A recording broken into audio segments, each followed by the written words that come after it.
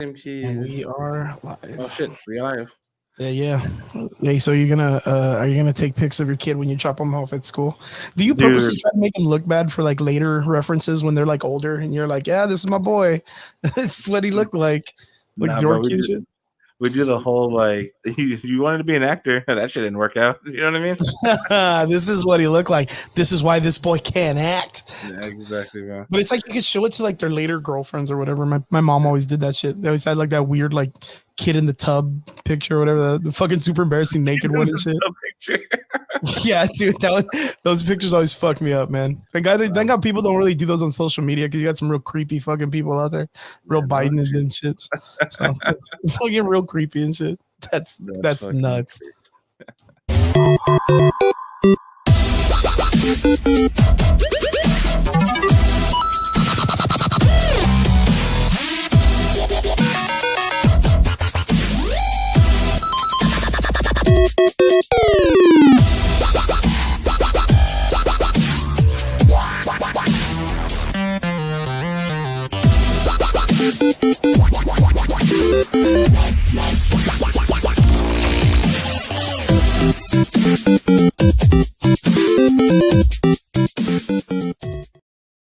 What is up? What is up? It is Sunday. You're here with the Average Boys podcast. It's your boy Crispy, and I am joined here with Adams Collections, David Garcia. David, what is up, my dude? How we doing, brother? Doing good, bro. Thanks for the invite. Much appreciated, bro. Much appreciated. You know what's up, man? I always love it when you're on the show, man. It's always a fun fucking time with you here, dude. Even the unofficial conversations before we're live. Dude, that's one. And you know what? Like, I was gonna say, man, we had a good time on your show the other day. We had a fucking fantastic time. I'm always so happy when you invite me on because I could do whatever the fuck I want on a Grind My Gears episode, dude. Yeah, I love that shit so much, man. How's everything going, brother? You know, it's been pretty good, bro. So I had this weekend off. My brother's birthday. I had told you on Friday. Was Friday. We went to the beach Saturday. Right. Yeah, the big 5-0, bro. We went to the beach. I hadn't been to the beach in a long time, bro. Obviously, I've been gone right for years. Beach has totally changed, bro. There's like 55 candy shops. Like, bro, so okay, so you know, like a couple weeks ago, we did our fights over there with my amateurs and shit, right? I told you, remember? And man, dude, the beach is so different from when I was young. Like, and I was like, it's not like I haven't been over there since I was a kid. Like, I went over there like maybe like a couple years ago, but like the beach is like crazy different, dude. Yeah. Like, do you like it? Like when you were there, like, did it feel like different good or different weird or different bad? I think it just felt different weird, bro. Because I remember back in the day when you would hit fucking Access 5, whatever, Robert. You hit Access 5, bro, and you had to drive good and not get stuck in the sand and shit, you know? Mm-hmm. Now the shit's paved, the sand's compacted. You got a bunch of people driving in fucking U-Hauls all day with inflatables and shit. The fuck? Yeah, you know? True that. What's up, everybody? What's up, Rob? What's up, Elizabeth? How y'all doing? San Antonio, Elizabeth in the house. What's up? Good to have you guys. Welcome back. Another Sunday with us. And yeah, I'm here with David. Mike Trigger is missing. I don't know. He just goes missing. And Brian's at work tonight. So hopefully Brian gets to jump in a little bit later on. We're going to be talking about some stuff. Bunch of white people now. At the beach. Yeah. Straight. They caught a shark, bro. They caught a shark on Beach Access 6 after we left. Yeah, I was going to say, man, like the cocaine shark situation has been going pretty rampant at the beach. Do you think it's one of those things like, would you consider it now with like the amount of times shark sightings and all that stuff? Would you say like that's our thing now? Because like that used to be like a Florida or California thing when we were younger. Like they had sharks. We didn't have shit down here. We were like, we don't have waves. We can't surf. Like there was always so many like weird, like I can't do things. But like now there's a pier. Like there's a fucking was it a Ferris wheel? Fireworks like every day. Like you know what I mean? Like it's so like touristy. Touristy. Yeah, I don't know how to explain it. It's spring break. It's like the capital of spring break almost, man. So that's not even that crazy. Did you get? I just feel like with social media, it makes like the shark sightings more obvious, I guess. You know what I mean? More exposure. True that. With all that shit going around. Well, I think Robert too, man. Oh yeah, they do a helicopter ride also, right? They do skydiving and helicopter rides too. There's so much to do. I saw my boy Raymond Horta. Shout out to my boy. I love him. He did like a video the other day where he's like in a sports car on the water. Did you see this thing?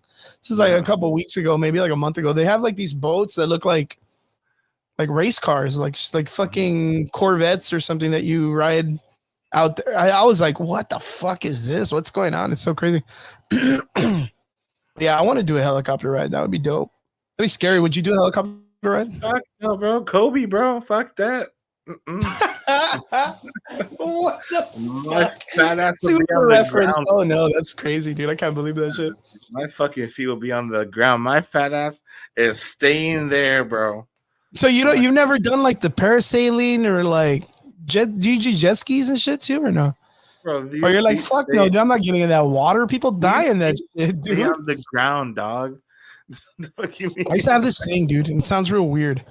I used to like whenever I would go to the beach, I would like say a prayer in front of it, like the water, like one of those like hippie, like wannabe hipster kids that thinks they can surf or like, you know what I mean? Like I live on the beach, bro, or whatever the fuck. Like, it's because in my opinion, like, just like conspiracy wise, like, oh, fucking, would you consider that the beach is like the biggest like graveyard, like this, like the ocean, biggest graveyard in the world, like biggest graveyard in the world? That's what I kind of think. Oh, what happened to your sound? I would say, yeah. Would you consider that or no? It has a lot of history behind it. You know what I mean? Yeah, most definitely. Most definitely. I mean, it's one of those things like, of course, we have like the stories of like the Titanic and all of those things that have happened throughout all the years. But the one that, of course, like that hits kind of closer to home is the Isabella Causeway collapse, right? Like that had like, I think it was like 12 or 13 people that had passed away in it. Some people couldn't even get pulled out of the cars. Like, and then not only that, like Josh Moroles is a kind of like something that we all know in our circle of friends. He's a pretty cool guy, and he's done like a really great documentary with another friend of his who was actually there on his boat when it all happened. And they made like a documentary, and I think right now they're pushing on a book that they've written. So really cool on that, man. I mean, the ocean is such a scary place to me, dude. Like, so we were driving back, bro, and I told Ash, imagine being stuck because we couldn't see the water at night, right? Just being stuck in the middle of the water at night, bro. Like, fuck. Yeah, I mean, I don't think I'd ever have myself in that situation. Like, there would never. You already know that you're like, I'm not gonna take a boat in the middle of the night, dude. I have the worst luck, Oliver dude. Queen, bro. Oliver Queen style, bro. The Green Arrow. The Green Arrow, dude. That's I forgot who I was talking to about that, but like on my trip to Florida on the plane, I was really like, I have the worst luck, dude. So of course I was like, this is how I go out. Like, yeah, this is it. Like when I'm getting in the plane here in McAllen, I'm like, this is it, man. This is it. This is my happy hunting ground. Like, there's no way I make it through this, dude. I can't even buy a lottery ticket. You know, I can't even play Fortnite with my friends without losing first. You know what I mean? Like, this is me. This is where I go. And I'm just looking through the aisle at all the people in the thing. Like, I'm looking at everybody and I'm like, that guy looks like he has a good life. There's no way God takes him out. Like, there's no way. I'm all right. There's enough good looking people that, you know, have their shit together on this plane. There's no way God goes, man, you know, Chris is on that plane. You know what I mean? Like, I'm sniping that motherfucker out. There's no way. On the way back, though, that's where I was like scared shitless. I didn't know a goddamn person on that plane. And I was like, now it's it. I'm not with any friends. I'm flying solo. God's got it out for me hard, man. Hard. But no, I made it. I have the same thinking, bro. Like, I'll get on the plane, right? And I look at the plane, I'm like, if we were to crash on an island, these are the motherfuckers I'd be with. Like, what the fuck? These are the guys I'm gonna go with. I'll never forget that shit when you were like, yo, if they sit you next to the wing, they want you dead or whatever the fuck you said to me. I was like, oh, what do you even mean? I was freaking the fuck out after that. I was like, what? Like, what does he mean? And I'm like, oh, you said something about like the seats in that general area, like survival rate is like the worst, the worst. And in my mind, I was like, every time they sat me somewhere, I looked out the window to see where the fucking wing was, dude. So like, okay, so you got to explain this to me. Where's the integrity of the plane like the worst in your opinion? Bro, I think the back of the plane, bro. Back of the plane? I think because you have to have the pilot survive because they know they're trained better to survive and be located. You know what I mean? Okay. So I would feel like the front of the plane structurally stronger than the back of the plane. That's just me. I don't know, bro. I I'm mean, not that's a a good fucking. point. I mean, that's a good point. That's just But what I think. you would think that the pilots, like these dudes, got the biggest nuts on human beings I've ever seen in my whole fucking life, dude. I hope they get paid well because there's no fucking way they're flying 4 or 5 times a day. And that one time, what's the topic tonight? We got, of course, we're going to be talking Alien Romulus, Xmen 97 director getting cut, and the reason why. We're also going to be talking about the Olympics. There was a certain breakdancing situation that happened, and we were really, really excited about it. And now it's kind of gotten a really crazy topic. And then, of course, we got some really cool ideas based on a post that are some really great questions as to the future of the Marvel universe. So make sure you guys stay tuned. It's going to be a fun conversation. We're just talking, shooting the shit right now. Just David had the opportunity to go out to the beach this weekend. We're just talking about the beach, and then it went to the helicopter rides because of our boy Biggie Robert in the comment section, and then it changed to just like being in the air in an airplane. Robert says, I've never been on a plane. I'm scared of it. I got Final Destination shit. I think 100% everybody thinks that way. 100%. Yeah. Unless there's like that one dude that's like in the Olympics, the guy that does the gun with the hand in his pocket, the Turkish shooter guy. Like, you know, that guy don't give a fuck, bro. You could put him on the worst plane and he'll just sit there just like a G and be like, fuck it, I challenge this bitch. Let's go. You know what I mean? Like, he's the dude. He's the dude. Fucking Miguel. I forgot your San Miguel. I just vacuumed the truck.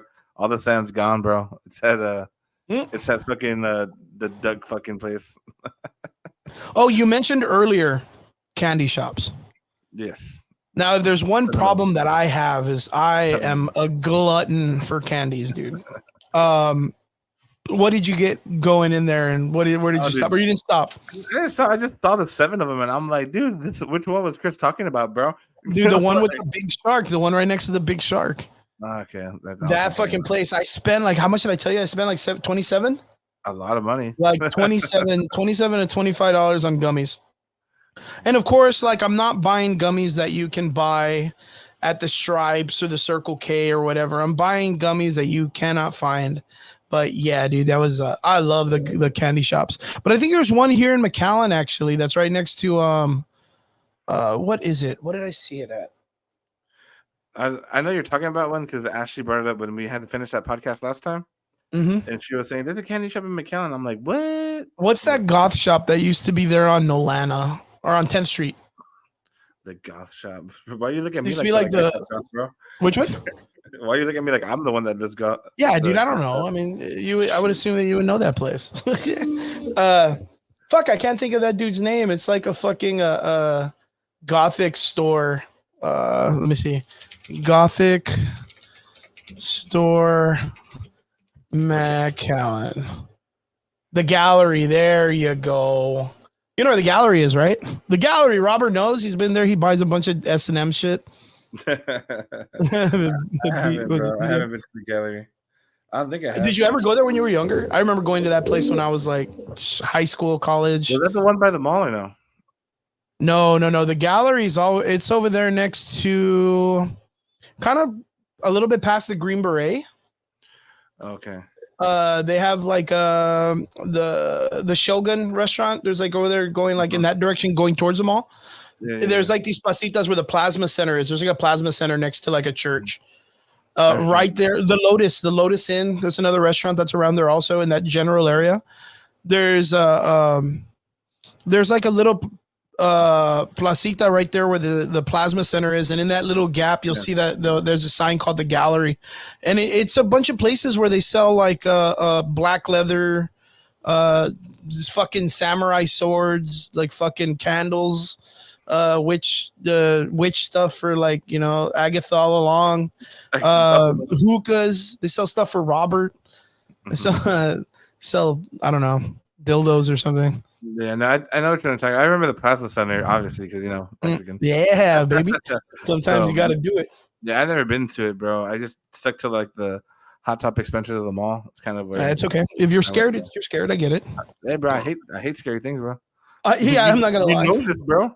I know. You know, speaking of scary things, A movie came out recently that a lot of people were kind of like, holy fuck. Aliens Romulus. Now, David, I gotta ask this question. Shit. Are you or aren't you an Aliens fan? People Bro, want to know. People want to know. I'm not gonna lie, bro. I watched Predator, obviously, right, with our boy Arnold and everything. I never really got into Alien, bro. Like I understood the concept of it.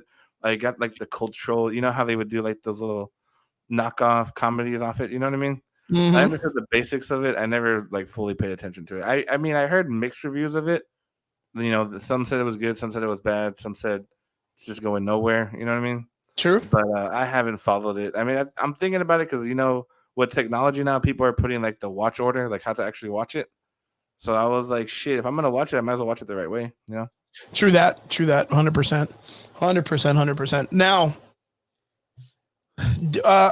when you were younger, did you watch Aliens like the first movie and the second movie? They're watching that stuff, bro. Like none at all. You were just like, not having it kind of shit, right? Bro. Fucking Okay, people so be fucking jumping out of people's stomachs, bro. I saw Spaceballs. Shit. same thing. Literally the same thing. What the hell? Let me ask then. I gotta ask. Oh, dude, the comic menu. My boys, actually, we're gonna be talking about later on your post that you actually posted. We're I gonna talk really, shit really about you, dug Dale. that. We're gonna talk shit about you. I'm sorry. We're gonna talk shit. No, we're not gonna talk shit. We're gonna talk about the post about the Unfinished business. unresolved situations in Marvel and where it puts them. So I hope you stick around, man. It'd be cool. I mean, if you want, I'll even send you a chat if you want to jump in with us too. You can jump in and talk to us about it.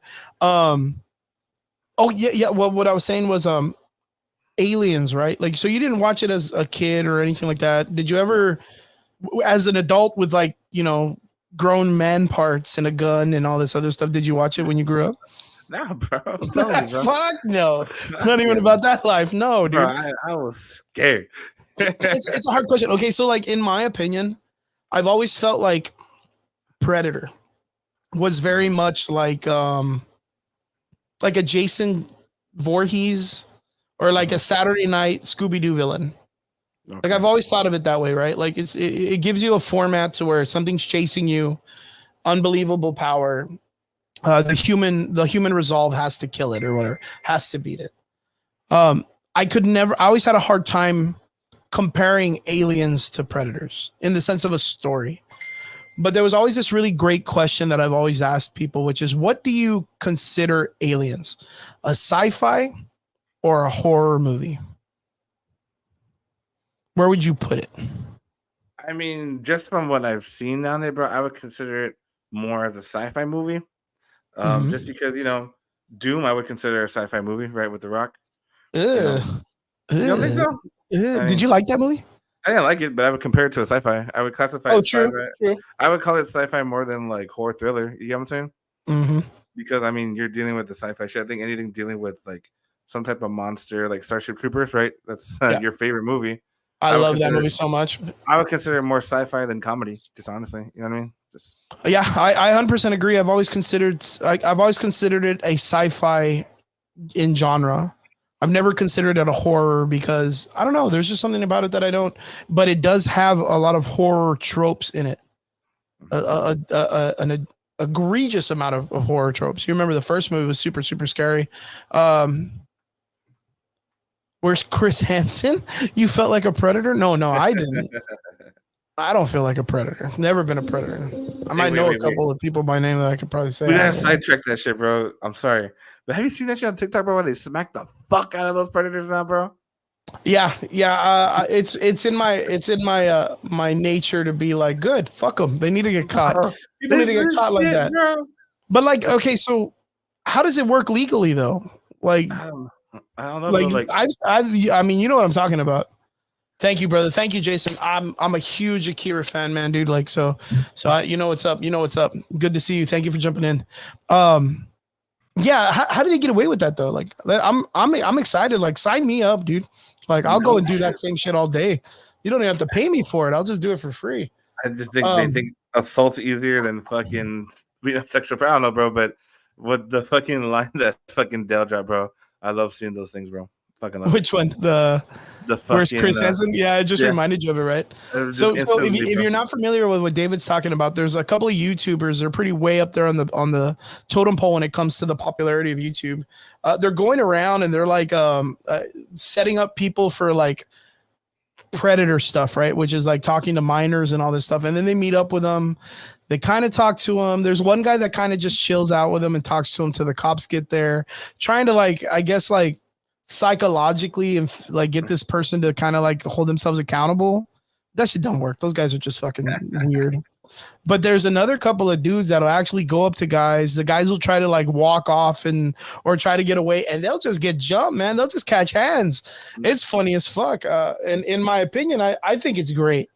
I think those kind of people, they're not good people. I don't think there's any situation where there's like a catch and release or like some 3 strikes you're out and then you let them back in the civil. Straight up one time. What I think that they should do. We used to have the death penalty. I know some states don't have it anymore. Texas, I still think, is like the fucking last runner up for it, right? Right, we still got that shit. I don't think they should get the death penalty. What's up, comic menu? What's up? I think 100% what they should do is they should castrate them. Jesus Christ. Castrate them. Publicly castrate them. And I don't mean publicly, like you don't have to go and show someone's wiener or whatever. You could pay-per-view it and just put the little blotches out or whatever. Have it sponsored by Budweiser and all of that stuff. But yeah, I 100% think that they should get that. And the reason why is because the moment they do 1 to 5, no one else is fucking around no more. No one else is fucking around no more. Brian, what did I just walk into? What's up? We're talking about predators and aliens, and now it just turned into fucking to catch a predator with Kiss Hansen. And I 100% blame the comic menu. But we were talking about what's up, Brian? It's good to see you, man. We were just talking about you, my dude. Hi, Brian. What we were talking about was the idea that when someone breaks the law in that factor, just publicly castrate them, and I guarantee you'll get rid of that whole fucking charge. 100%. No one gonna be doing nothing if you cut some wee-wees off, dude. 100% you cut some wee-wees off. Ain't nobody doing shit. That's literally George Carlin's mentality. I love George Carlin. You remember George Carlin, the comedian? No, bro. You don't remember George Carlin, the comedian? Do you remember Bill and Ted? Yes. You remember the guy that was in charge of the fucking telephone booth? No. The one with the ponytail? Oh my god. You and I are gonna have a watch party one day for fucking George Carlin. The 10 Commandments is the best one. But yeah, I had the opportunity of watching the new Aliens movie, Aliens Romulus. I could probably say, safety-wise, David did not see Aliens Romulus, and that's because of the fact that he doesn't like scary movies. Because I'm a bitch. He does not like scary movies. I didn't want to say nothing, but That's cool, bro. yeah, he doesn't like scary movies. So I got to see it. Just in case, I know that Aliens is a pretty beloved franchise throughout our lives when it comes to the convention scene and collecting scene and comics and pops and everything. You see the idea of the aliens being really big and all this stuff, like in the sense of a franchise. Is there anything in this movie that kind of caught your eye that was like, hey man, I really want to check this out, or at least catch up with the franchise? Like, or is there anything that you would like to know about this that it kind of leads up to that you may have seen or whatever? Honestly, just scrolling through Facebook and I'm like, another fucking alien movie, bro, because obviously it's had its run, right, for pretty much my lifetime. And I'm telling you, bro, when I saw them list like the best way to watch the movies where progressively it makes sense, like I guess the year when it takes place, I was like, you know what? Like now that I have a guide, I think I'm gonna watch it, bro. Because I had that issue when it came to fucking Xmen when they started like resetting and all that stuff. You know what I mean? Mm-hmm. And it just annoyed me. But now that I have that little guide to go by, I'm gonna take some time to watch it. I mean, I'm not gonna binge watch it, but I'm definitely gonna you'll take your time and stuff like that. Like, and that's the thing. Like, Brian got the bucket. Did you see the bucket? The bucket looks super dope. Yeah, the big head. Yeah, the bucket looked dope. So Brian got to go to the theater and see it. He has way more faith in these movies. Oh, actually, he got the AMC thing, so he's good. He gets like credits. I'm gonna beat out the shit out of that because there's no way I'm trusting these movies nowadays. If the movie ends up being good from pirata, I'll spend a couple bucks and go watch it. But this movie was not one of them. Not in my opinion. It's Borderlands all over again. Like Brian said in the comments, he says the movie wasn't really all that scary. So so we'll throw that out there right now. There's probably maybe 1 or 2 jump scares, but the movie is not at all scary. It's more, I want to say it's very situational. Do you like the jerky, Brian? Elizabeth asks, do you like the jersey from the famous Buc-ee's? And David is looking at the comments thinking, where is his jerky? Bro, 100%, bro, because that shit's good. So. Brian, fuck, dude, that's dirty. He says, I get 3 free movies, and I still ain't watching The Crow. Damn, dude, you just broke Robert's heart in the comments, man. No shit, bro. As good as the original one was, I finally saw the original one. That fucking, I have no hopes for that Crow movie, bro, at all. None. We were talking about this off screen, not me and David, but the boys. Of course, we have our own little private chat that we all talk to each other and stuff like that. And The Crow's been hit with a lot of bad reviews already, saying that it's not good. And I mean, looking at Bill Skarsgård's acting stuff that's been going on in the last couple of months, you know what I mean? Hasn't been very good. A lot of B-style movies, very fast-paced, no story, no nothing, just a lot of action, which is cool, but not something that's coherent. Very much like his position in Deadpool 2 when he played that vomiting character. I mean, it's very much in the same format. So yeah, for what it is with The Crow, I really don't. There's something about it that I'm in a position right now in my life that I'm starting to get aggravated with them always going back to something that was successful or that has some type of B culture, right? Which I've been super scared of them trying to do the Evil Dead reboot, right? Because the Evil Dead, Sam Raimi ended on such a wild ride into Army of Darkness. I don't know if you saw Army of Darkness when you were young. No, probably not. You don't like scary movies, but it's a comedy. It's very much like a Mel Brooks comedy. It's fucking super funny. Bruce Campbell goes back to the times of knighthoods. They got a bunch of Elvis one-liners. It's probably one of the funniest fucking wannabe scary tropes. It's just so good. If you haven't seen it, I recommend it to everybody. Army of Darkness, go watch it. It's super funny. There's always been this kind of thing that I've been scared of, that they rebooted the Evil Dead series and they're going to try to do Army of Darkness and they're going to make it real, and it's going to turn into a real Resident Evil franchise kind of thing. It's just going to go to shit. You know, it's just going to go to chick. The Mila Jovovich Resident Evil fucking 14, fucking not even fighting zombies anymore, fighting the zombie games, fighting PlayStations or something. I don't know. It's one of those kind of fears, which is we talked about this last week, which was actually we talked about on your show D23, and we talked about it here last week on D23, where we saw a bunch of IPs return, right? We saw a tremendous amount, Toy Story, Incredibles, Lilo and Stitch, Freaky Friday, Freaky Friday, dude, of all things, just over and over and over again, and it kind of makes you wonder, with this idea, right? Here we are. Aliens trying to shoehorn a character and a bunch of shit in between the emptiness or the extra timing. Very Obi-Wan the series, very Alkalite the series, where they weren't there before. There's so much information that's given that you're kind of overwhelmed by how much it can change a story. And here we are with another Aliens film that shoehorns in more lore about the engineers, the human alien hybrids with an engineer DNA now. This creature at the very end of the film, they introduce a creature that's there's just no way. There's no way you have a creature this strong, this out there, that never made its way into the future films and wasn't the most dominating creature in the universe. Mm-hmm. I don't know how to explain it, but I know you're not really that far into the alien story because you're kind of disconnected from it. I mean, but literally, Yeah, I was gonna give like a really small Easter egg kind of concept, right? It's human beings are on the decline. Androids have been given the option, like I Android or I Robot, where they have to protect humankind and help it kind of like keep pushing. The introduction of the alien xenomorphs have shown that these creatures are like the deviants in the eternal, where they can just evolve and continue to evolve. And since the robots' intelligence is protect the best species in the world, and now sees the xenomorphs that way, but its other directive is it has to protect humans, so its study is to try to combine both of them.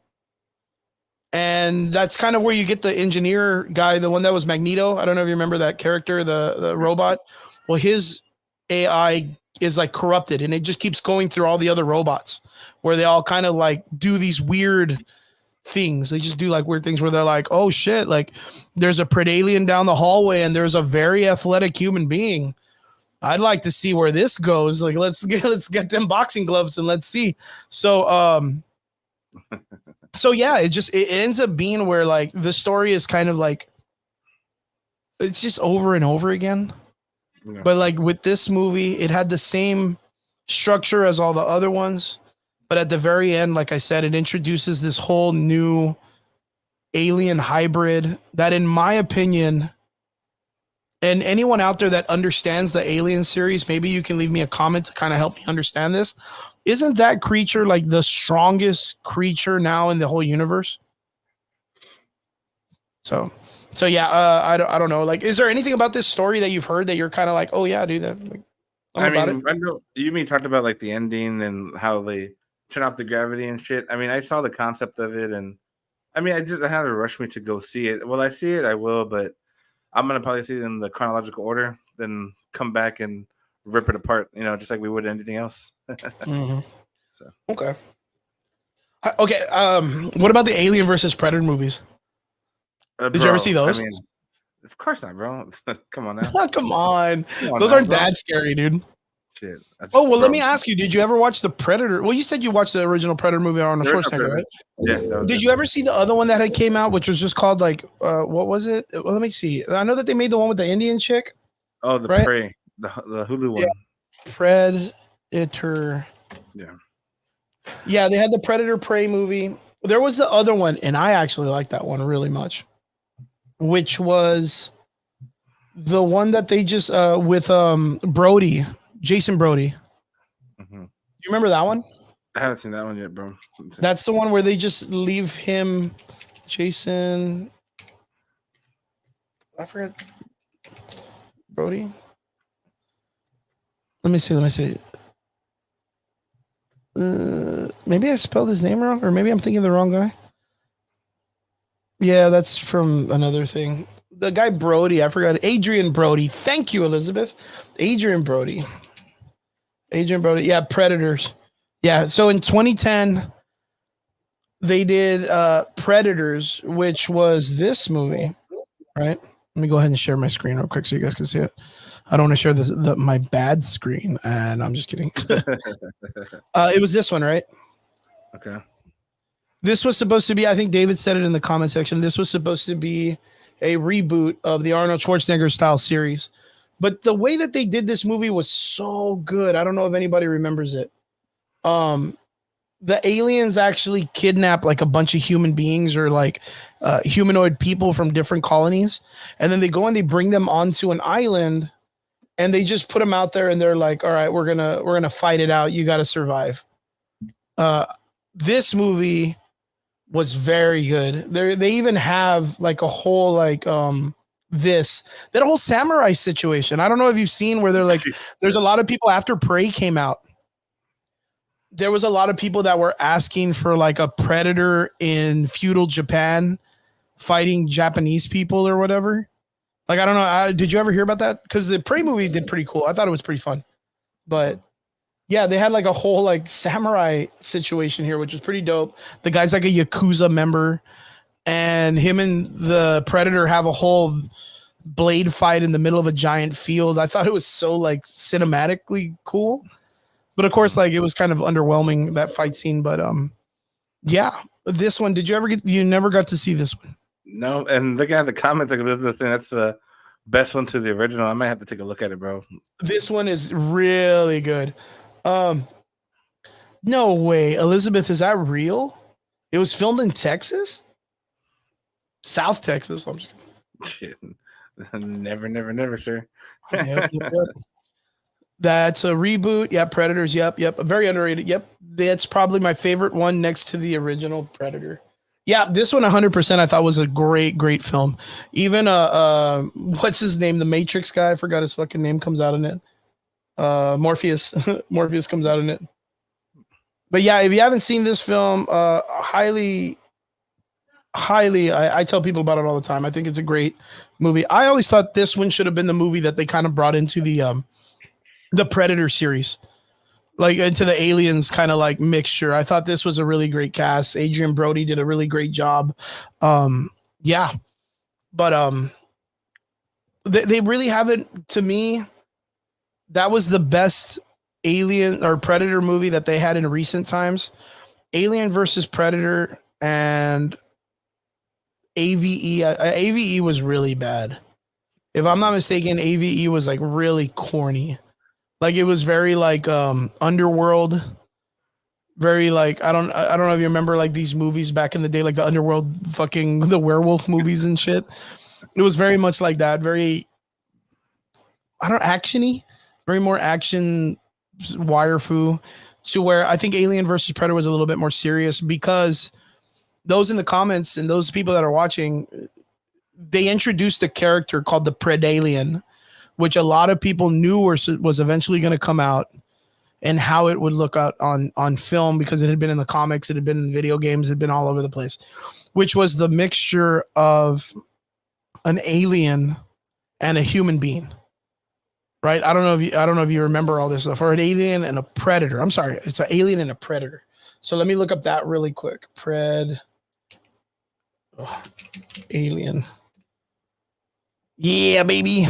All right, let me go ahead and I know I'm already going on my weird tangents of weird things. The Predalien. Look how crazy this looks, dude. What the fuck?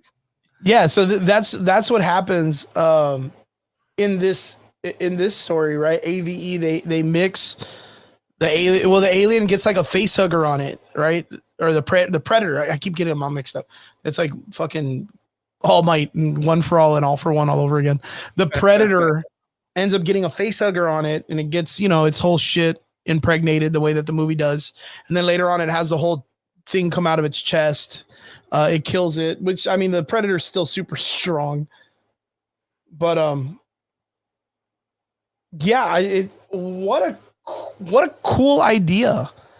Like what a fucking fantastic idea this was. But then you have this fucking weird, what is it? Alien Romulus hybrid. That was the Sigourney Weaver one. Do they not have pictures of this thing? Oh yeah, there it was. That should have been what it looked like, but it didn't. Yeah, here it is. This is what it looks like, dude. It looks like a very it looks like a naked avatar, dude, which avatars are already naked. Yeah, if you look at it, it's just super crazy, like tall, lanky, very weird looking alien. I wasn't impressed. Yeah, I wasn't impressed, dude. I wasn't impressed. There was nothing that I was at all scared of, like seeing this. I was, you're expected to be kind of like or whatever, and I was just like, this dude's just smiling all over the place, looking all kinds of weird and shit.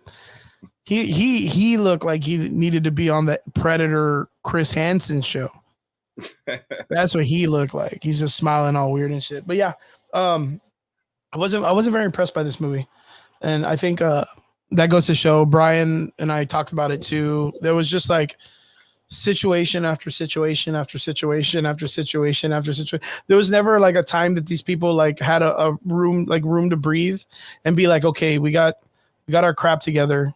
What's the plan? Like they just over and over and over again. So I don't know, like there wasn't a lot of like smart writing. It felt very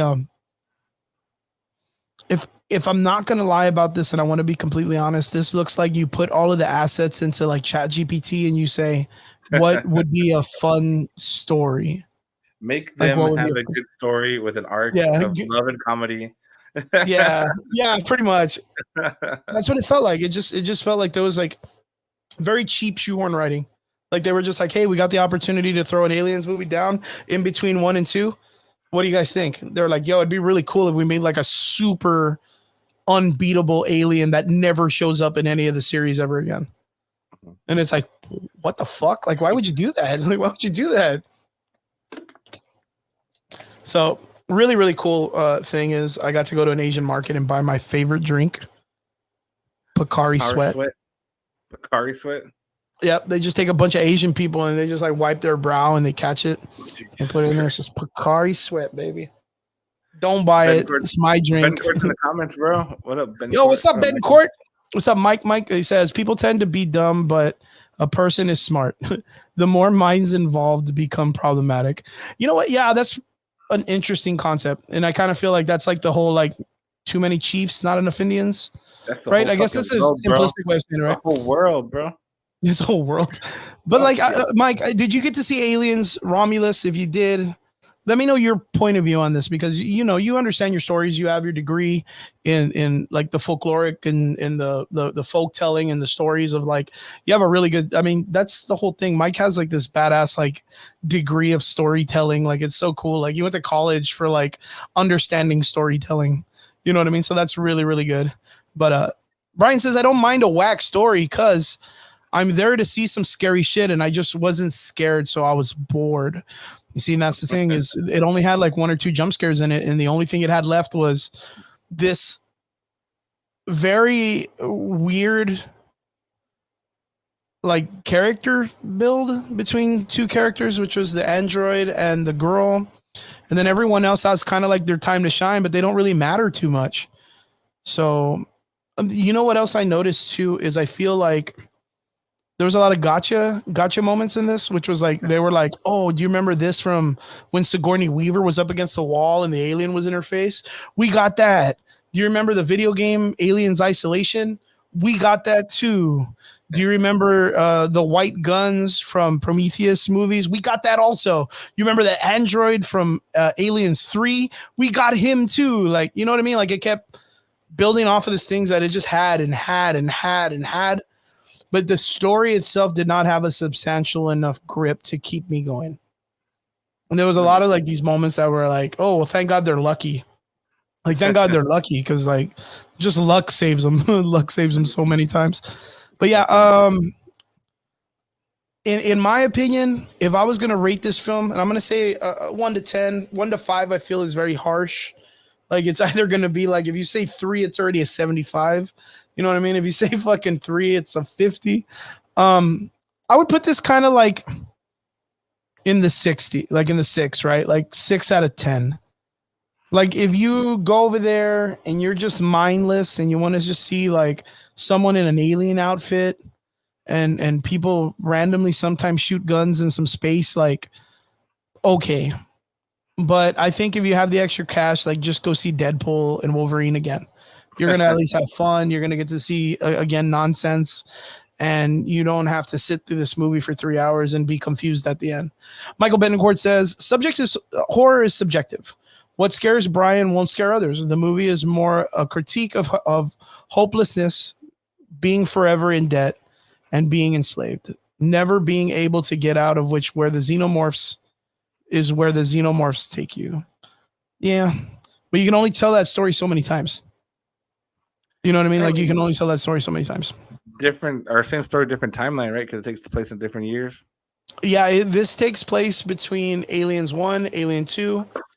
Sigourney Weaver, her character, her ship or her casket, her Cronus, cryostasis pod is there. It's one of the 3 that don't get opened. And it does all kind of correlate to each other in the big mess of things. But like, did you ever get to see Prometheus? No.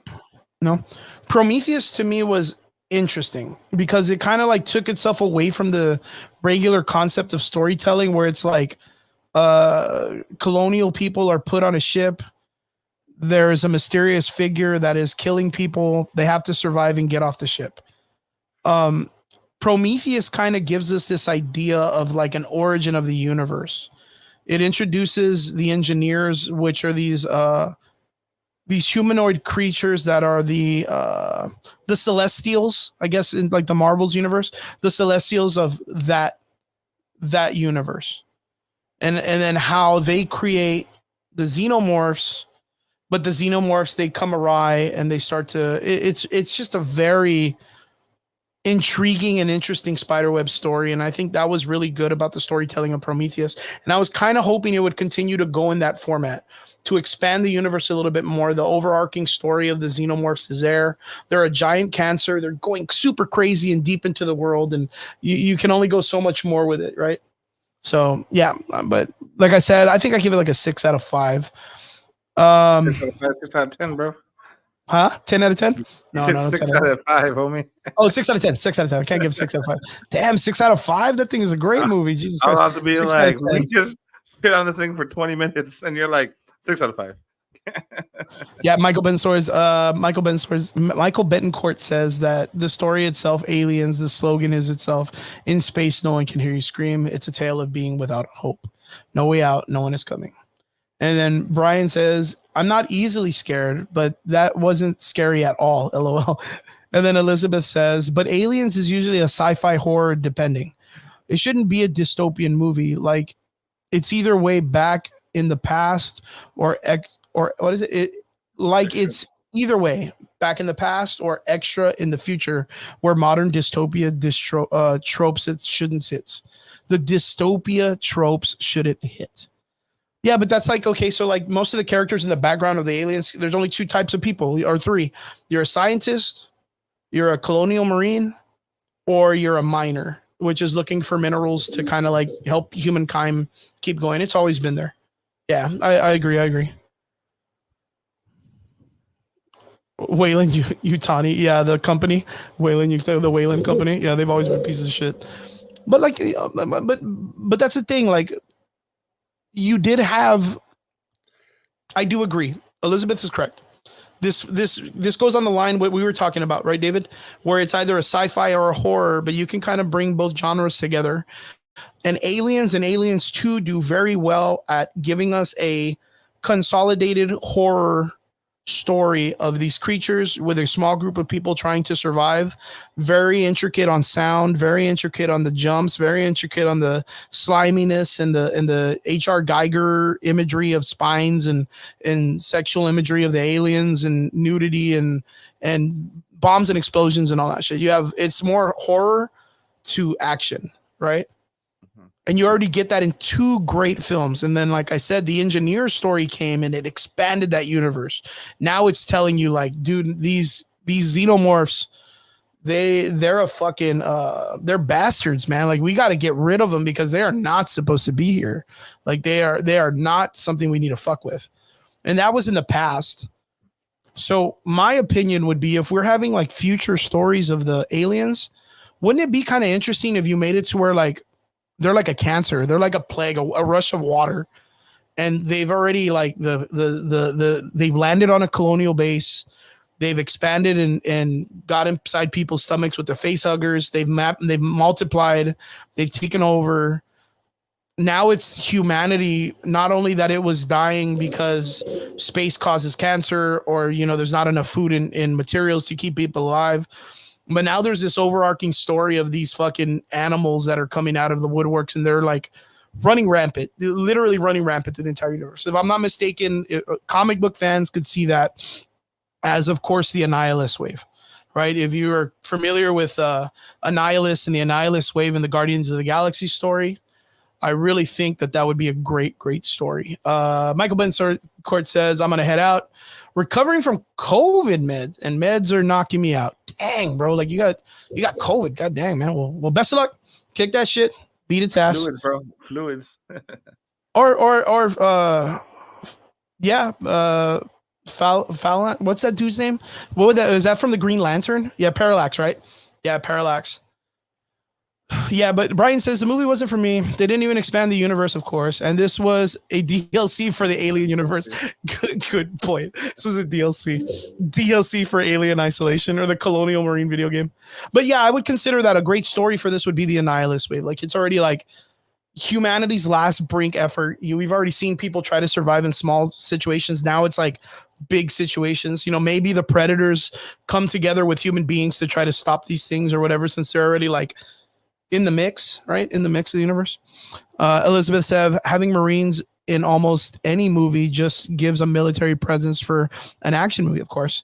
I like Fury Road is a dystopian action movie because it's very real concerning the water will run out.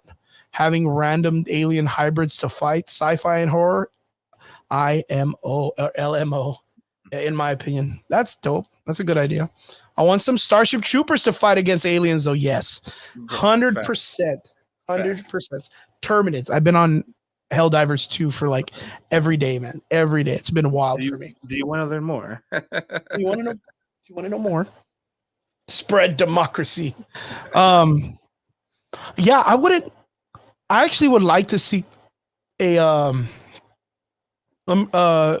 Colonial Marines movie. Like a movie that's very much like the original Avatar, with the aliens going to a planet that's based with a bunch of like, but I'm talking like a fucking like a real platoon sent to a military base that's been overrun by xenomorphs. Very Pitch Black. Do you remember Pitch Black with Vin Diesel? No. Do you remember that? You don't remember Pitch Black, bro? I remember him killing the guy with a teacup. Okay. That's Chronicles of Riddick, yeah. Okay, so the Riddick story. Pitch Black was the first story, which was like Riddick was jailed and he's being transported by a bounty hunter.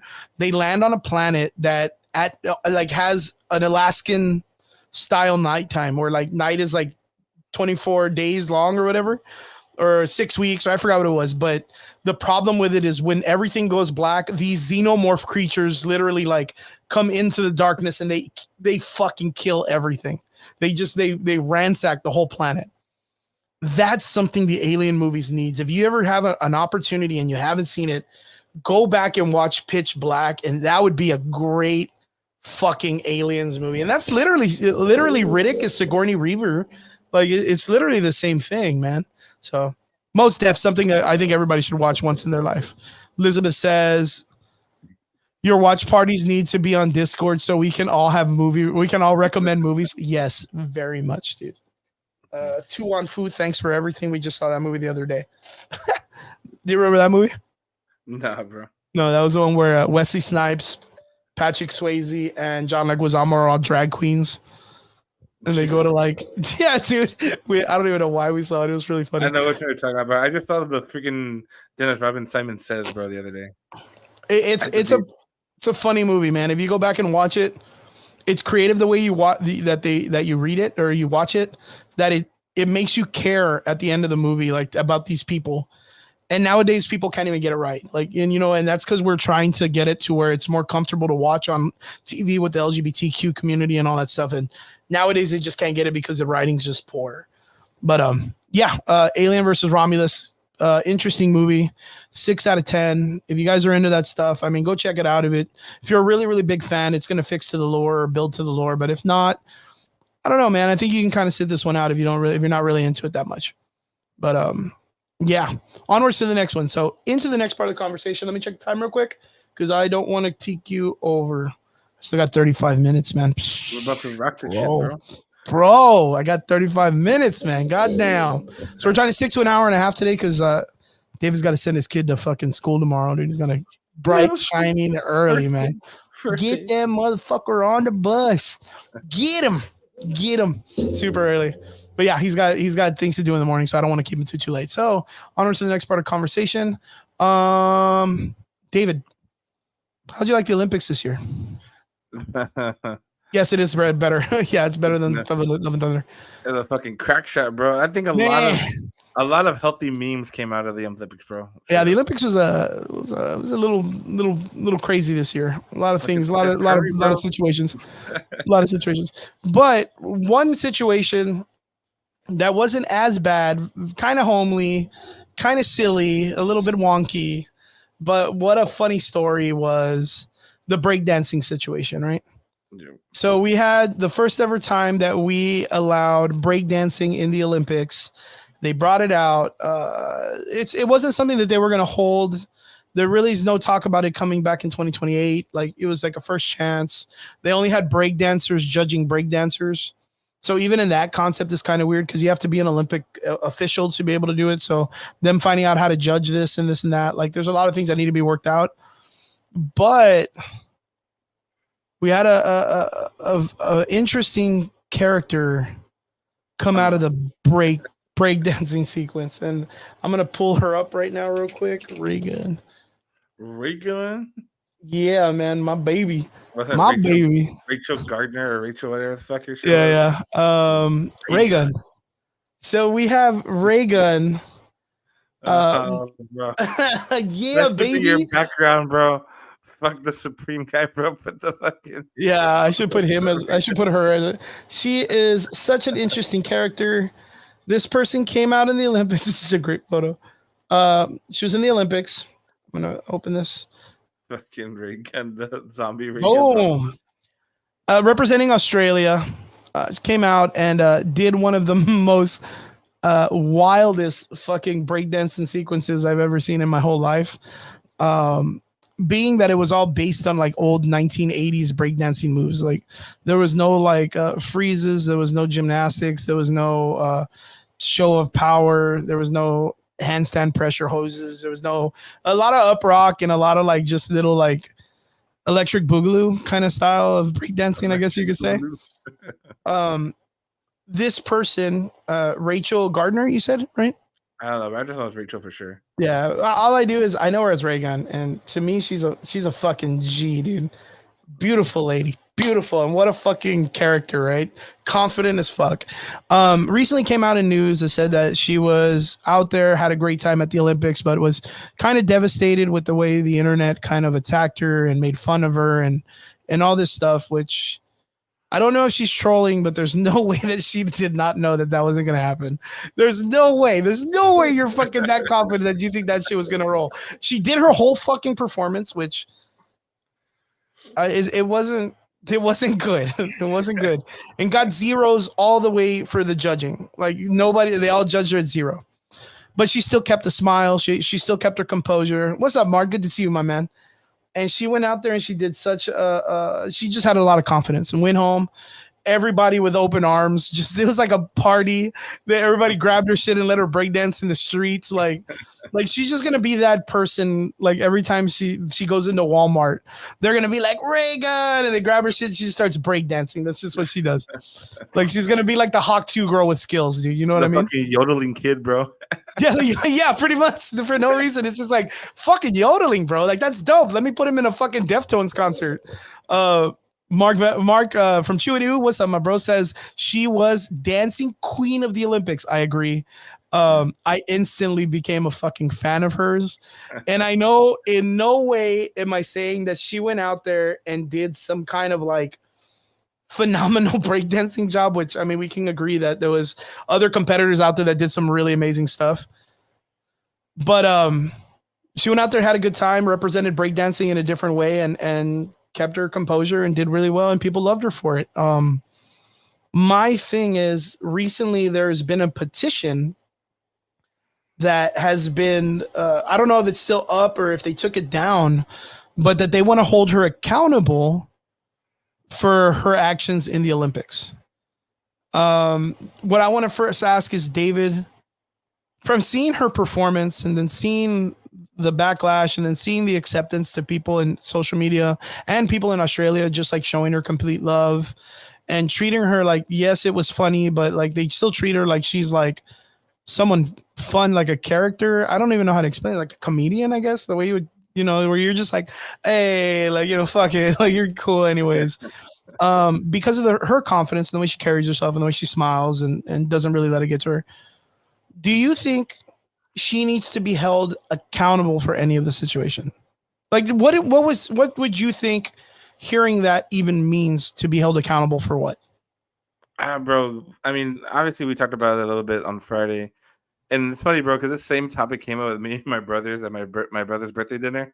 So it was just a rolling conversation. Where I said, "Bro, I just talked about this shit all day, all last night." But the biggest thing, bro, is like there's obviously committees, right? Things are new.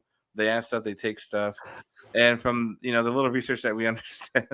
I'm sorry, I needed to find a perfect picture. This is it, right? I'm laughing because I'm talking. I'm talking. And she's listening. Like, what'd you say? Please explain.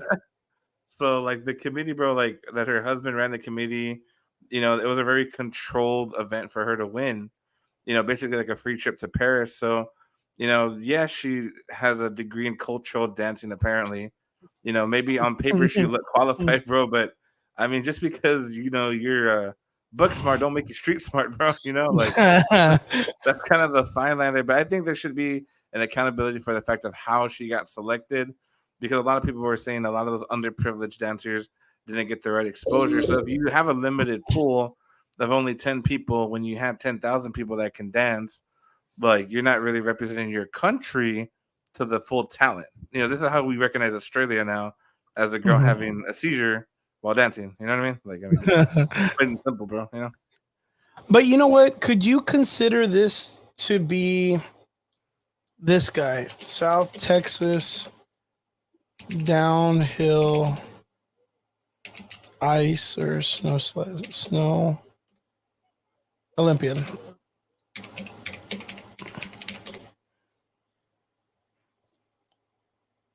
This guy, Medrazo, South Texas resident, German Medrazo, finishes last in race, first in the Olympics in Corpus Christi. No. Like, do you remember this guy? I don't remember him. Look, he lives in McAllen. He lives here, and he's a resident. He's a first in Olympic spirit, last in the race. Finished last in his 116th place at the 15-kilometer cross-country race Friday at the Winter Games in Pyongyang. Just 1 year ago, Madrazo learned how to ski, according to USA Today. This was a long time ago. So this guy from here, literally, I could probably go eat Wendy's or fucking Taco Bell with this guy right fucking now. Was competed in the fucking Olympics. We don't get snow. David, we don't get fucking snow down here. What the fuck does that even mean? How does that make sense? Make that make sense, and how we didn't hold this guy accountable. This motherfucker's been on shows down here, and people are like, "Camara, that was fucking dope, bro. How'd you even pull that shit off?" And he's like, "I don't know. Like, I don't know. I fucking went to South Padre Island and surfed the dunes or whatever." I was getting how did this guy represent Texas compared to all the other fucking places in Texas that actually have snow? How did this guy do it? Like, how did he do it? I don't know, bro. I mean, there has to be. I mean, how long ago was this? Like 4 years ago, right? Yes. Yeah, this was 2018, actually. Damn, so it was a while back, right? 4, 5, 6 years ago. I don't know, bro. Such a lovely moment. As the last few finishers wait for Mexico, Medrazas, and he represented Mexico, dude. He was part of Mexico's team, which is even wilder, bro. Like, bro, that's like the Jamaican bobsled team, bro. Like, dude, a heart, bro. Oh, that's Reagan, bro. That's Reagan. Why my girl getting so much hate? Like, what does she have to be held accountable for? She's got a doctorate. I like how the fucking Call of Duty Zombies Reagan shows right up. I'm telling you, bro, it's because she manipulated it for her to be there, bro. I think that's what the biggest concern, red flag. You know what? I don't even think it's like such a big deal, but there's that one person that's making it a big deal. Like, how do people qualify for the Olympics, right? So, because obviously, like, and have you seen that right now? Like, talking about flag football, bro, that they want to get rid of it because this flag football guy is like, you're not going to put an NFL player. He's like, I'm the flag football champion. And you're like, dude, who the fuck are you? Like, we're going to put Lamar fucking Jackson. Patrick Mahomes is going to be the fucking face of the United States. Wait, but is it because they're trying to flex? I don't know. Like, is that kind of what it is? They're like, you're not gonna put no NFL player. I'm the fucking flag football champion. It's like, well, bitch, you're playing a sport that has no contact because you didn't want to get into a sport that had the actual contact. Like you made something else different in a weaker aspect to try to get away with it. That's like it's like doing MMA, but you can't hit each other. Yeah. You know what I mean? You can only act like you're hitting each other. You know what I mean? Like, and then or virtual, like it's like, I don't know if you've been watching that they've been doing watch. I saw this the other day and I thought this was wild. Golden Gloves VR. They're hosting Golden Gloves VR and they're doing competitions. Really? Yeah, they're doing championships. Yeah, they're doing like literal championship. Yeah, look, where they're actually a U.S. boxing team up an engine room creating virtual reality game. They actually have it to where, yeah, here we go. Premieres multiplayer at USB. They actually have it to where they're actually taking competitions for people doing virtual reality boxing.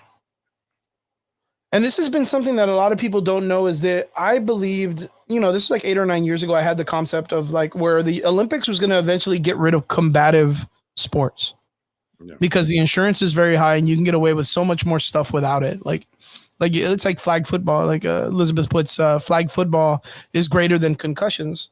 Yeah, but no one's watching flag football.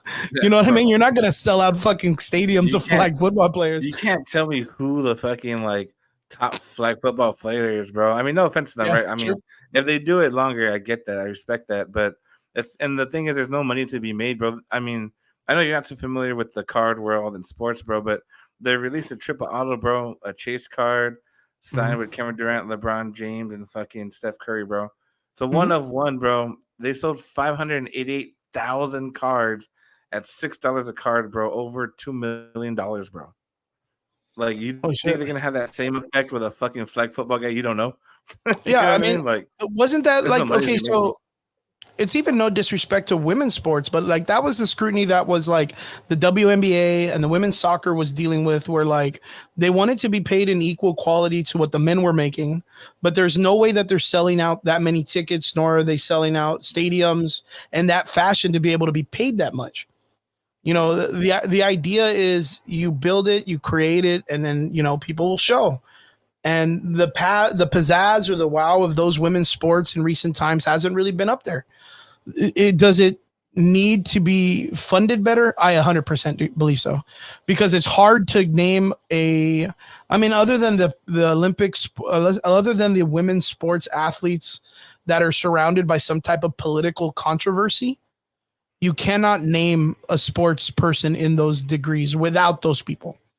Like you're going to be like, oh, Brittany Griner or whatever. And it's like, well, dude, she was in Russia, you know, for like 4 years and we gave them a whole fucking terrorist, you know, just to get this fucking basketball player out, which I don't understand how that works. You look at there was that other girl that was making big noises because of the way she plays. Like I forgot, like some other girl, female. Or you look at the soccer player with the pink hair, short, that was out doing UN meetings and all this other stuff. But I guarantee you can name 4 women in MMA sports. Like right off of it, you can name 4. Ronda Rousey for sure, bro. Yeah, straight. You can name 4 girls in the WWE. Mm-hmm. Straight up, right off the top. The reason why is because they're profitable. They're put up in ways that people love to see them. They're hosted up, they're advertised, they're pushed. They have great stories, they have great personalities. They really push on them. You really understand these people. You really watch them because you understand them. The other ones that are in the sports, they go out there and they specifically try to make it seem like they are perfect for that sport and that they deserve that, which they deserve to be there because of their hard work, but they need to be advertised better.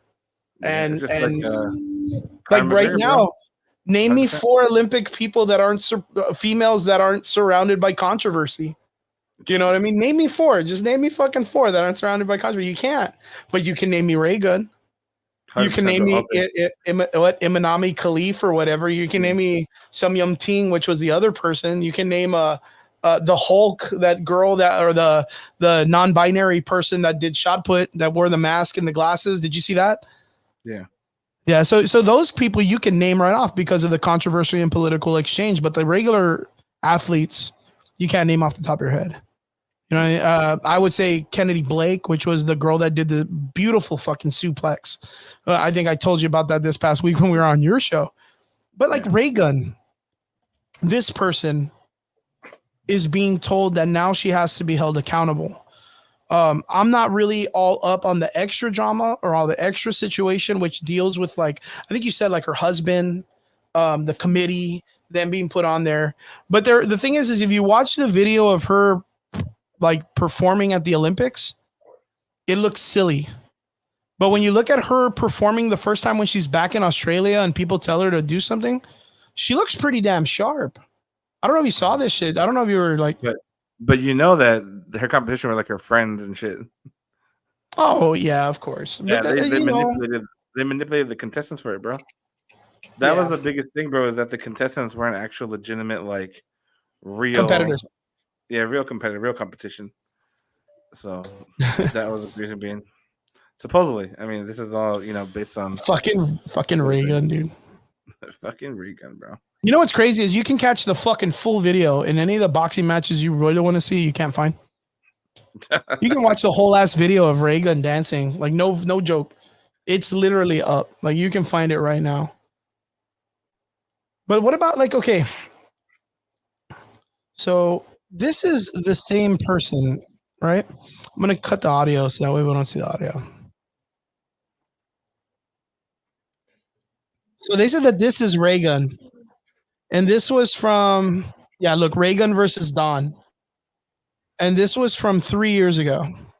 The male versus female, which you don't get a lot of.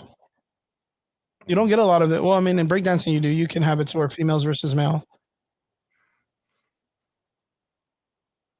Nice up kick, nice up top, nice up rock. Very nice footwork and all that stuff, which is what she performed with. I mean, not going to lie, she has more dance push. But that's because, like, people have different games in breakdancing.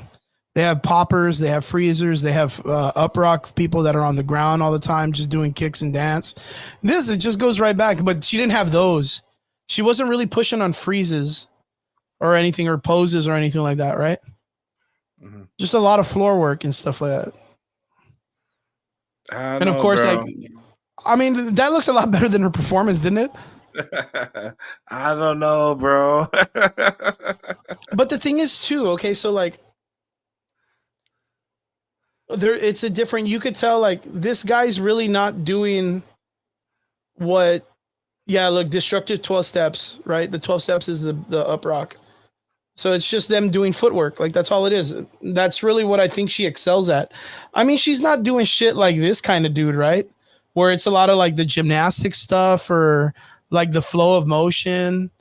Like, you could tell like there's a lot of upper body involved, a lot of like flips and stuff like that. Like, in the poses are wild. Like, she's not doing shit like that. You know what I mean?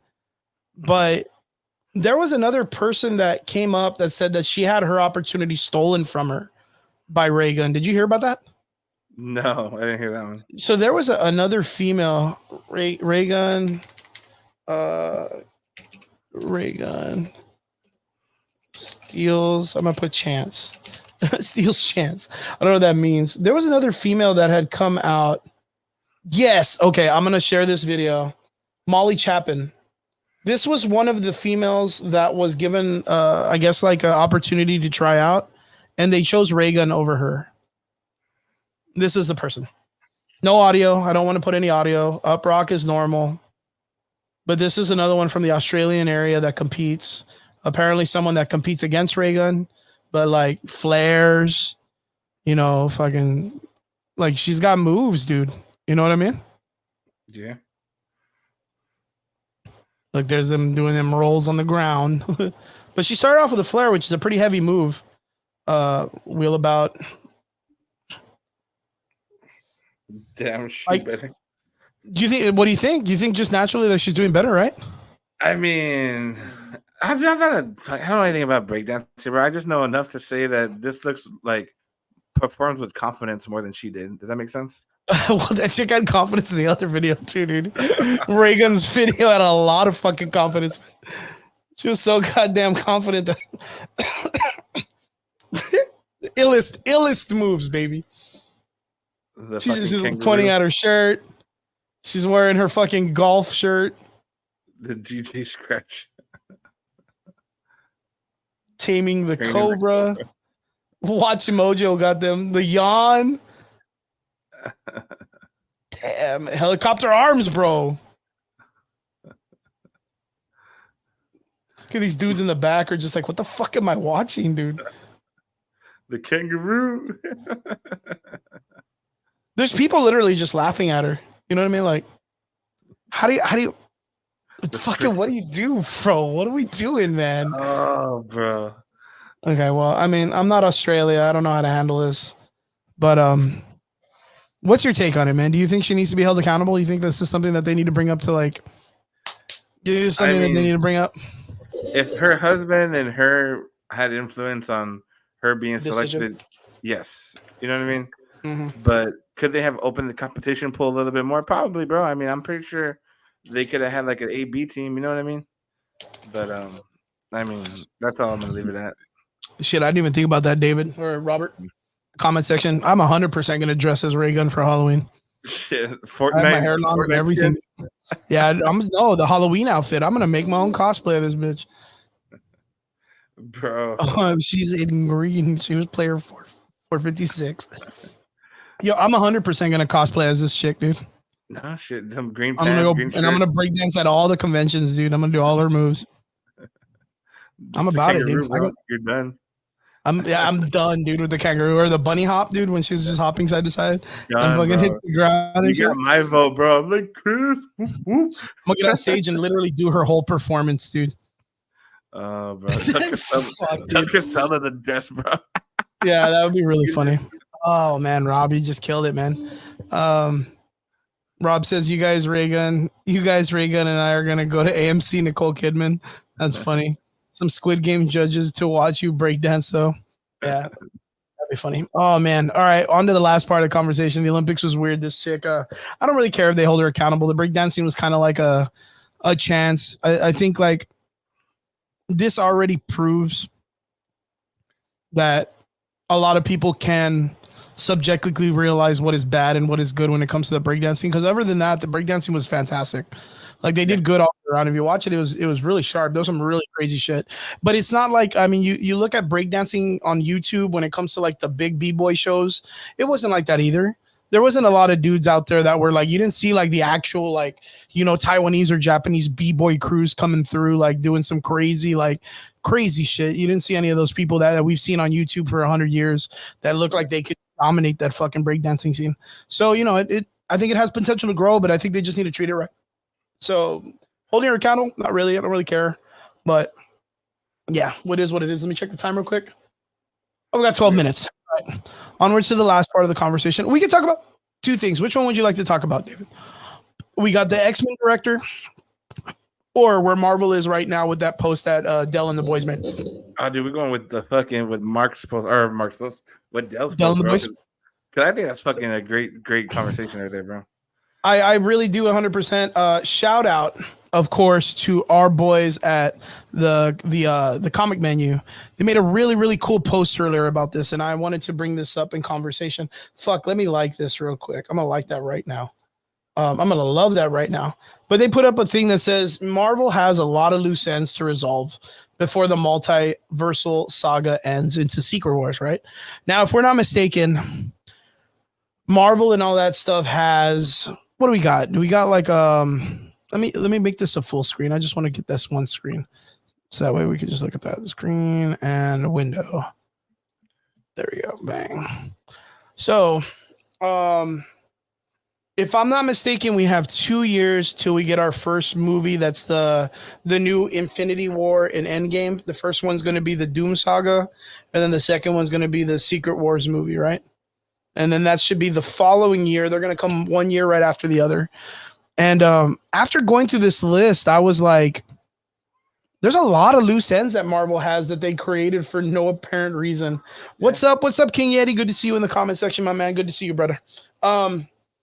David, what do you think about this list when you see it? Like, what do you think about when you hear that and you hear that Marvel wants to do Secret Wars in the next 2 years? Like, you know, I know we talked about the, Secret Wars coming up. But after you showed me Dale's list here, bro, the one that stuck out to me the most, bro, was the Moon Knight's third personality. Because to me, Moon Knight was a very good series. I didn't hear too much bad about it, to be honest. Yeah, true And that. True then that. the vice, like the bad side to that one, is also Sakaar, bro. Like, because they keep teasing Young Avengers, and he just shows up, and we've always said it before. Oh, by the way, this is my fucking kid. You know, like what the fuck? And then of course, the Marvels sucked, but they just left this chick in the Xmen universe, bro. Like, what the fuck? Like, I'm telling you, man. There's so much that Marvel did, because I mean, we've all come to the conclusion that after Secret Wars, 100% we're getting a reboot. Yeah. Like we have to be getting a reboot. It just doesn't make any sense that we keep it after Secret Wars. Everything goes back to normal. They don't have any mutants. You know, all this shit's weird. 100% it leads to the world now has mutants.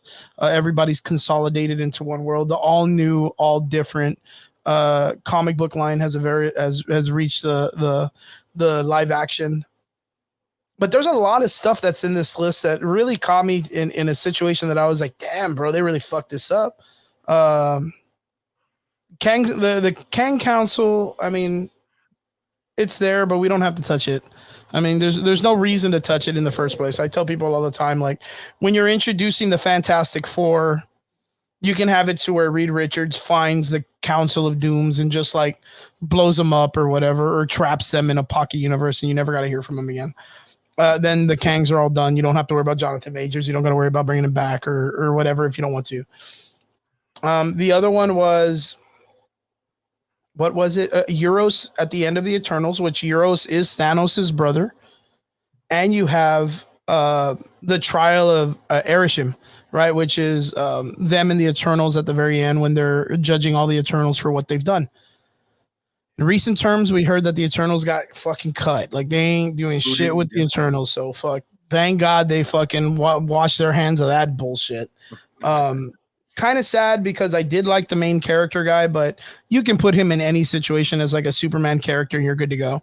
Again, I thought they should have used him as a Hyperion. That would have been a way better opportunity because, again, at the ending of Secret Wars, there's a great scene between Hyperion and Thor, which I still don't know how they're going to do, but we'll see how it goes. The Hulk and the Sun, Sakaar, true, they do introduce Sakaar, but like, they overwashed like the whole story of Planet Hulk and World War Hulk, and they've talked about them wanting to do a live action World War Hulk, which again, like, it doesn't make any sense. It's just going to be them doing what they did with Thor: Love and Thunder or Thor: Ragnarok. They're going to take a title of a story that's beloved and then fucking mix apart all the guts and just fuck the whole story up, in my opinion. But there's one of them that really, really catchable. Two of them, Hercules versus Thor. I mean, that sounds crazy cool at the same time, but I don't know. It's kind of late in the game for something like this. Doctor Strange, Clea. I don't really care about Doctor Strange too much. How do you feel about Doctor Strange? You know, I was actually a little bit, I want to say, enjoyed it. I enjoyed a little bit more the multiverse with her. You know what I mean? Yeah. I mean, yeah.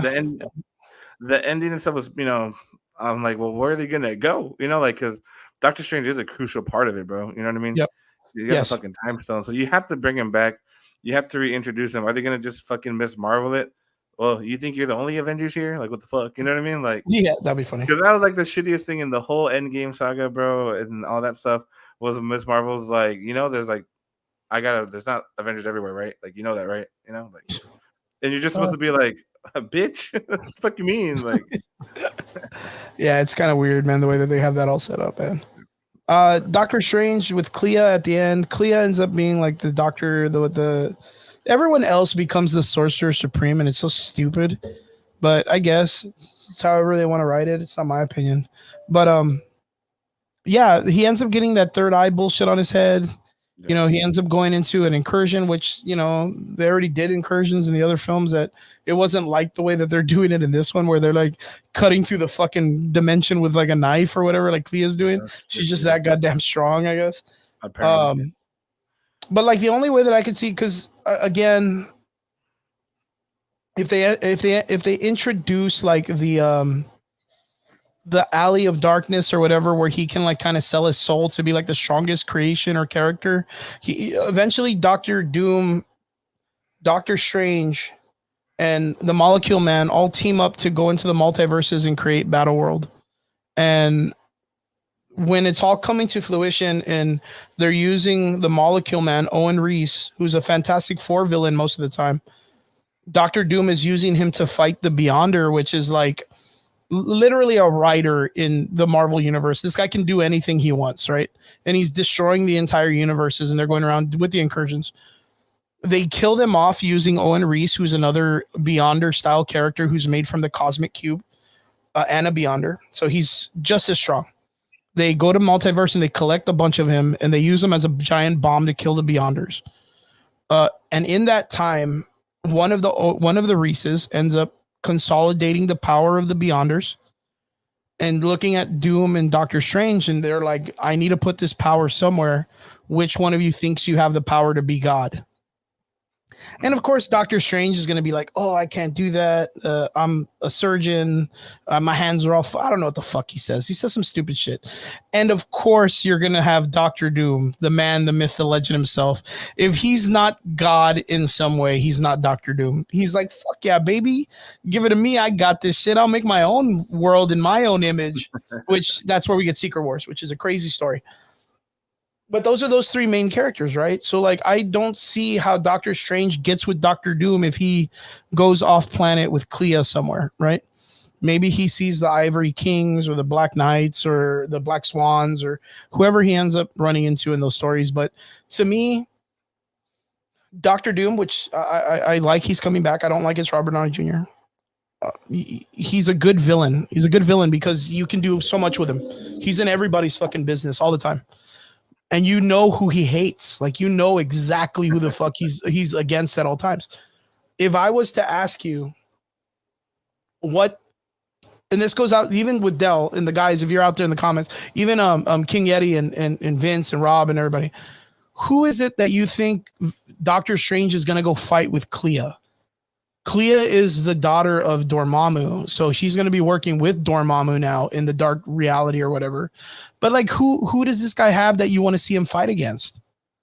Like, this late in the game, like, who else have we established that Doctor Strange needs to fight? Because you can look at any villain and be like, yeah, like they're fucking, what is it? Like, you can tell me any villain from any other character right now if you needed to.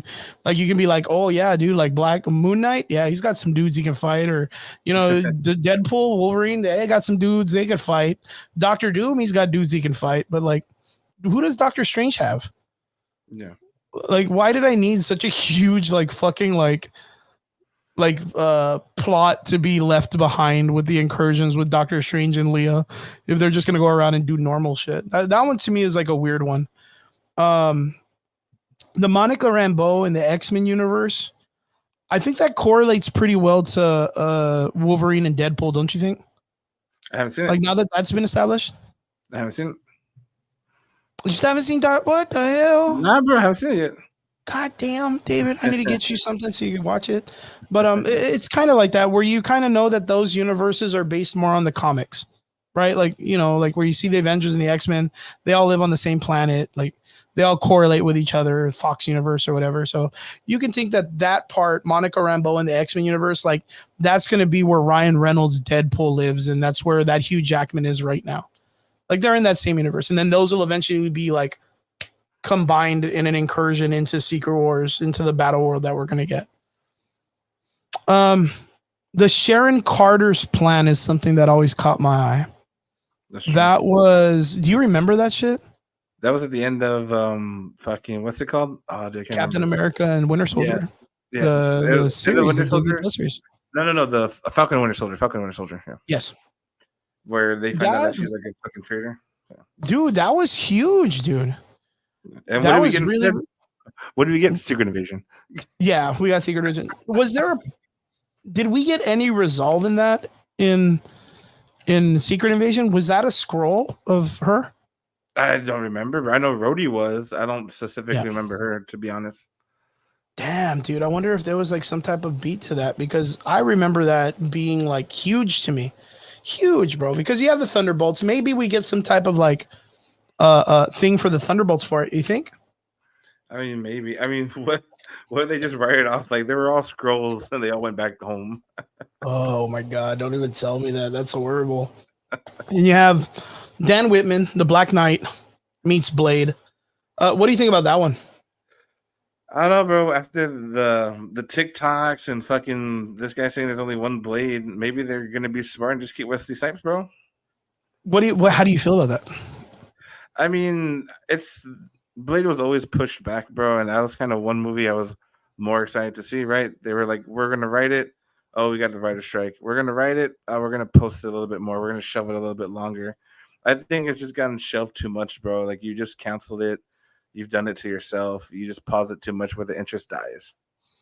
Did you hear in recent news because of the success of Deadpool and Wolverine that Ryan Reynolds had approached Marvel to give like Blade an Old Man Logan, Old Man Blade story? No. Did you hear about this? So, no, did you get to ever hear about what the Blade movie was going to be about? The new one? No, not the new one. No. So the way that they were going to do it is they were going to go back in time, show us like a younger Blade doing his stuff, but they were going to introduce his daughter. And then the story was going to revolve around his daughter being the new Blade. So again, it was kind of like this shoehorning into where like Blade is there, but women do it better. Okay. But they couldn't keep a coherent story enough that the directors wanted to stay on. The actor wants to kind of bounce out and take off, like and kind of like what you were saying. It eventually got canceled.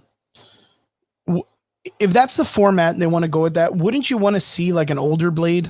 Say if they were going to just repraise him to a younger like female character, wouldn't you think that would be a bigger position for him? I think it would be better position, and also like it's kind of more respect to the IP. And I mean, they always kind of use the source material as a guide, right? So if they can make a smooth transition from like Blade ended up finding the kid or whatever and taught and trained or whatever it might be, then it gives the character purpose, it gives them a little bit more. And then when we lose the character because it's just gonna carry good, like better. You know what I mean?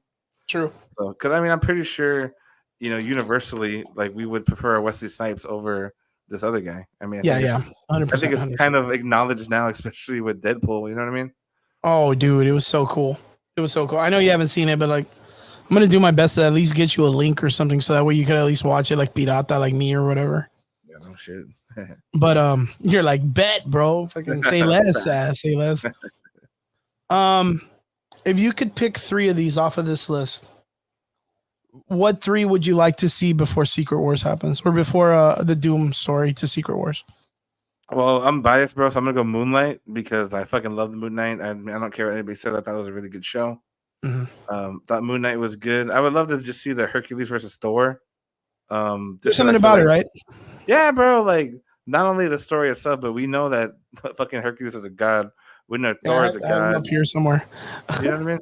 Yeah, dude. So like that's kind of a common story for everybody. Like you don't have to be a source material for it, And just for my pure fucking curiosity, bro. The fucking Monica Rambeau and the Xmen, bro, just because that's just gonna piss me off if you just write this bitch off, Yeah, and then not only that, we're gonna get a lot of the live action characters of the X-Men back on film. You haven't seen it yet, but there was a lot of like this nostalgic, really nice culture of having them back in the Deadpool movie. We saw Chris Evans as a Human Torch, and that was such a great role. And they even had him like Captain America color toned. So he had a lot of like blue with red, like, so you're kind of like, oh, it's Captain America or whatever. And then he comes out, fucking Fantastic Four. And it's very funny the way it kind of unrails. Yeah, it's really hilarious. Dude, you'll get a really good kick out of it. But yeah, like I think having a culmination of all of these characters, like I would like to see, and I know it's controversial and I would like to see Halle Berry back as Storm. Maybe we can get her with like that badass, like that style of like faux hawk. You know what I mean? Like the badass. Like I love Halle Berry. I don't know if you saw her recently in the trailer. Night, Elizabeth. Thank you for jumping in with us. I don't know if you saw the trailer of that story that she's going to be in called The Union on Netflix. No, I haven't seen that one yet. No, she looks amazing. I'll just show you that real quick. But that'd be cool, bro. Get her the mohawk, bro. The Xmen 95. Right? Yeah, that'd be fucking sick. Holly. How do you spell Holly? They're the same. Holly, Holly, Holly. This is Barry. Holly or Haley? Hall. I don't know how to spell her name. It'll come up. Yeah, look, dude. She's fucking awesome hair, dude. Look at her fucking badass mohawk hair. Mm-hmm. Like, I think that's it. Like, that's like the short hair look. Like, all you got to do is kind of like just spike it up a little bit higher, and she gets like the cool like Miss Marvel hair. You know what I mean? Yeah, I feel you. But super dope cut. To have her come, and it's blonde already, so it's just going a little bit more platinum to white, and you literally have like, what is it? Mohawk Storm. You literally have this fucking version of Storm. That is so fucking dope, dude. It's right there. It's literally right there. Just the side shaved, her hair high, just because of the way her powers work. And that would be Holly Berry coming in. And she's already, if you go back to this picture, like if you go back to that, she's already like, she comes in the first part of this movie wearing leather. You know what I mean? Like, so she already looks dope. She already looks fucking dope. Look at this. Look at her. Look how cool. Look at that shit. Holly Berry, man. What a G. What a G. I would love to see that. So yeah, I'm in the same boat when it comes to that. Like, I think that would be a really great one. I think that's the better of the list when it comes to it. I think that's probably going to be my top one because seeing them introduce the X-Men to the Avengers would be great. Yeah. David, I believe this is the last part of our conversation. Where can our people find you? Where can they find you on your podcast? What is going on with the Adams Collections? All right, guys. So we got Adam Collections, Facebook, Instagram, TikTok, YouTube, Spotify. We're selling stuff, buying stuff. Right now, we're located. Location should hopefully be up by next week. I say like every week. It's funny, but I'll probably get a landlord a call. Hopefully, we're up and running by September, guys. If not, we'll just probably do main events. But we do have a podcast weekly every Friday night. Friday or Thursday night at 8 p.m. Chris has always been a player when it comes to joining and Brian. I enjoy the fuck out of it. It's so fun. Shout out to Chris and Brian because I just try to mix it up. I'm working on the intro for season 3, guys. It's actually the longest season. I think it's 18 episodes, bro. I've done. Nice. I usually do like 10 or 12, and then I'll do a new season. But we're probably gonna rock maybe 24 episodes, and then we're gonna go into season 3. We're gonna go back to the roots of the podcast, bro. Back to business, breaking down like. I'll give you an example of small businesses, social media footprints, and things like that. So it'll be fun.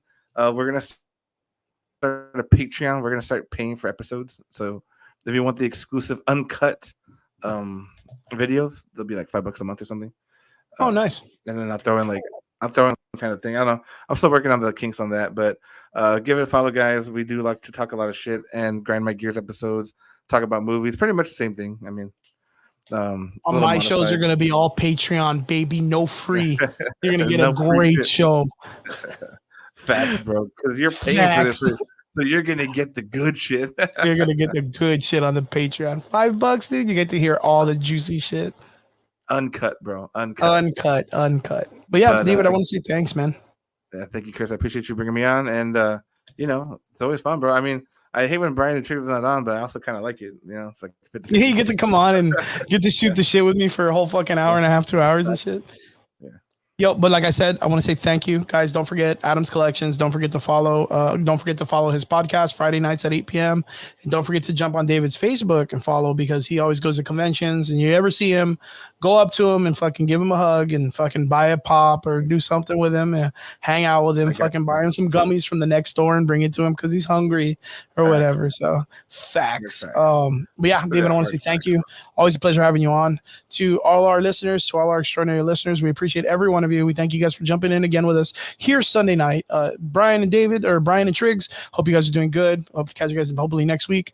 I want to say thank you to everyone always coming in and supporting us. Don't forget to like, share, subscribe, hug, deal. Thank you, Vince. You make sure you give that guy a hug. Yeah, and you guys have an awesome week. I know a lot of people are taking their kids back to school, like David.